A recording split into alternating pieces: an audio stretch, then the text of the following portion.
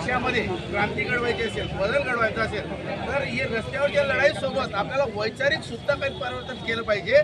आणि म्हणून आपल्या संविधानात्मक आणि तत्वनिष्ठ आणि आपली जी काही देशाच्या बांधिलकी त्या दिशेने आपण बोललं पाहिजे, लिखाण केलं पाहिजे, लोकांपर्यंत पोहोचलं पाहिजे, जेणेकरून जो माणूस कधी विचार करत नव्हता त्याने केलं पाहिजे असं माझं मत आहे. सोनम वांगचुक यांना रुग्णालयात दाखल केले असे पोलीस प्रशासनाकडून माहिती. काय वाटतं तुम्हाला? इनफॅक्ट मध्ये पोलीस प्रशासनाने ही चूक करू नये. पोलीस प्रशासन चालवत नाही, पोलीस कायदे करत नाही, पोलिसांनी कायद्याचा भंग करू नये.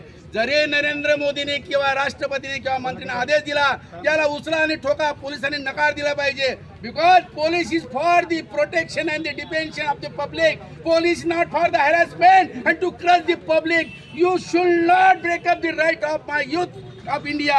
म्हणून मी पोलिसांना म्हणतो ही चुकीची कामं करू नका.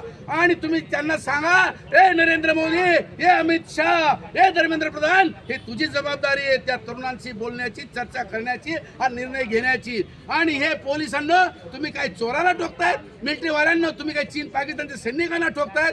अरे हे माझ्या देशाचे तरुण आहेत आणि यांना तुम्ही काठी मारतायत. तुम्हाला विचार केला पाहिजे. अरे तुम्ही सुद्धा आमचे नाते गोत्याचे आहेत, तुम्ही आमच्या अवलादीचे आहात. आणि तुम्ही जर असं त्या देवेंद्र फडणवीस, धर्मेंद्र प्रधान, अमित शाह, नरेंद्र मोदी यांचं ऐकून जर समजा तरुणांना काठीने मारत असाल, बळजबरीने पांगवत असाल, ते पोलिसांनो ॲब्सोल्युटली रॉंग, चुकीचं आहे. असं करू नका. त्याचं कारण तुम्ही सरळ सरळ उत्तर दिलं पाहिजे. कारण पोलीस अधिकारी MPSC आणि UPSC परीक्षा झालेली असतात, त्यामुळे त्यांना याचं ज्ञान असलं पाहिजे.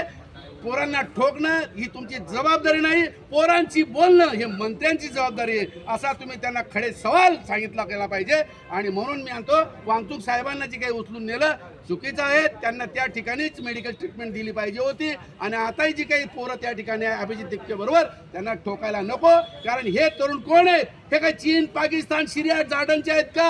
हे माझ्या देशाचे एक भविष्य घडवणारे नागरिक आहात. याच्याकडून आमदार बनतील, याच्यातून खासदार बनतील, याच्यातून मुख्यमंत्री, प्रधानमंत्री बनतील, इंजिनियर, वकील, डॉक्टर बनतील. आणि यांना तुम्ही काठी मारतायत.